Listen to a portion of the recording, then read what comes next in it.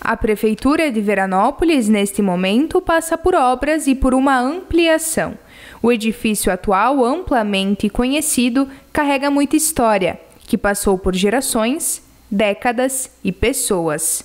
O principal fio condutor de toda essa vivência é o poder, aquele que às vezes esteve na mão de muitos, outras vezes de poucos, mas que sempre permeou a história e as relações da comunidade.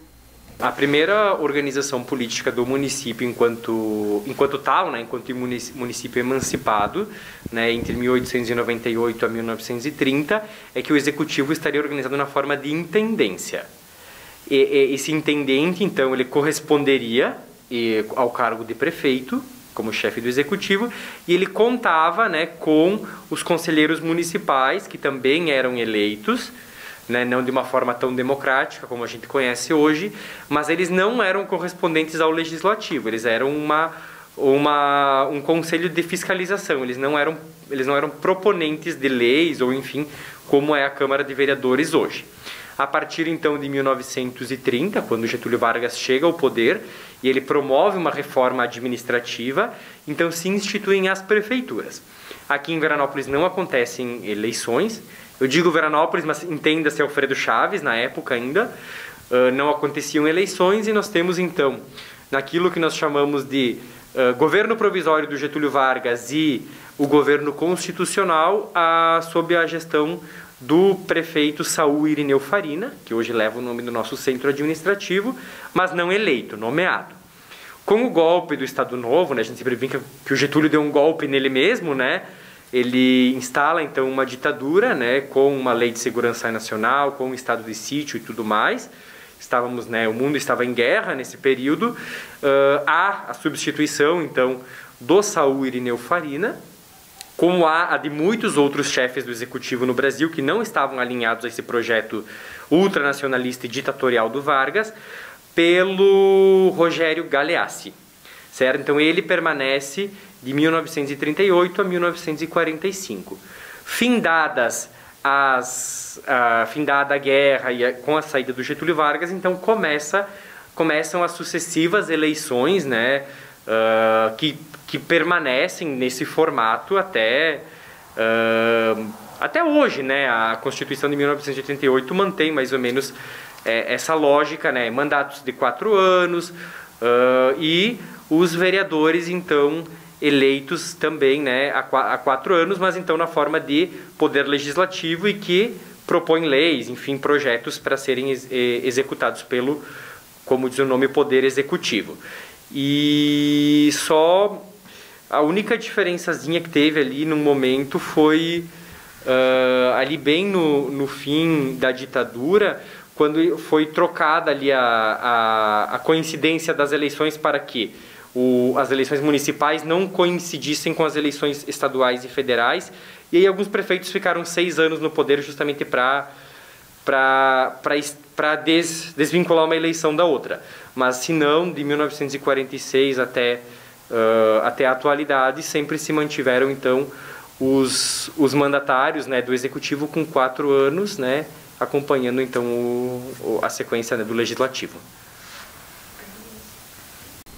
Em paralelo à história do poder, há a história da prefeitura, a casa onde esse poder é exercido.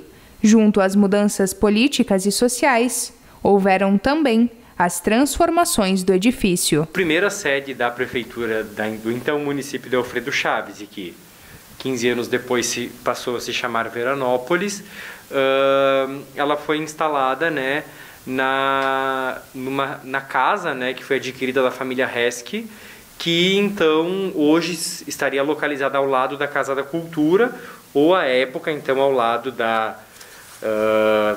Sociedade Alfredo Chavense. Então ali funcionou, né, a prefeitura municipal de Alfredo Chaves, Veranópolis, até o ano de 1979, se eu não me engano, quando durante a gestão do prefeito Nadir Perufo iniciaram-se as obras de construção do novo edifício, né, situado então à Rua Alfredo Chaves, com com uma leitura, né, um pouco mais moderna, né, de prefeitura, como se construía então na década de 70 e 80, e é hoje então onde ela está situada atualmente, que passou então pelo processo de ampliação. Durante toda essa história, o prédio da prefeitura se coloca como mais do que uma mera estrutura. As paredes e pilares que erguem o edifício auxiliaram a edificar a história do povo veranense, por ser um centro de poder e de decisões. Todos os prédios que são sedes dos executivos, eles sempre acabam que têm uma relevância, primeiro pelo valor estético, né, porque geralmente são arquitetos renomados que projetam essas edificações, então elas sempre têm um valor estilístico, né, um valor estético quanto à sua arquitetura, e elas acabam que são o centro de tomada de poder político e institucional dos municípios. Então, a relevância que eles têm é justamente essa, de ser esse centro de tomada de decisões, e que por muitas vezes, como é o caso da nossa nova edificação da prefeitura, elas concentram o poder legislativo junto também. Então essas edificações, elas são sempre um símbolo do poder, né, da política, mas para além disso, das relações de poder. E nessa história houveram protagonistas. Cada um dos capítulos que integram a construção da cidade e da prefeitura foram formados por pessoas que doaram parte de sua vida para o município.